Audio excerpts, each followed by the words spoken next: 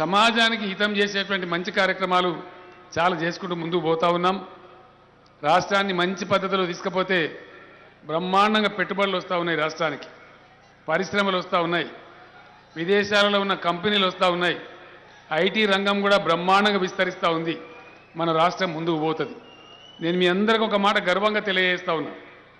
14లో రాష్ట్రం వచ్చినప్పుడు రాష్ట్ర తలసరి ఆదాయం దేశంలో మన ర్యాంకు 19-20 ఉండే. ఈరోజు మీరందరూ పడే తిప్పలకు మేము చేసే కృషికి ఆర్థిక క్రమశిక్షణ పాటిస్తే ఇవాళ దేశంలో తెలంగాణ తలసరి ఆదాయంలో నంబర్ 1 స్టేట్ అని చెప్పి నేను మీకు తెలియజేస్తా ఉన్నా.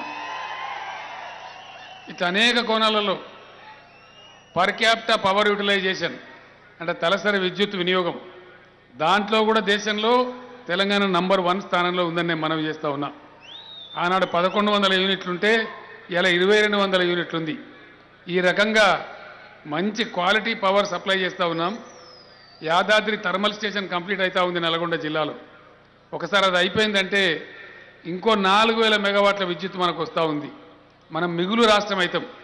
మన రాబోయే పరిశ్రమలకు కానీ, గృహ అవసరాలకు కానీ, వ్యవసాయ అవసరాలకు కానీ బ్రహ్మాండంగా దాన్ని వాడుకుంటాం.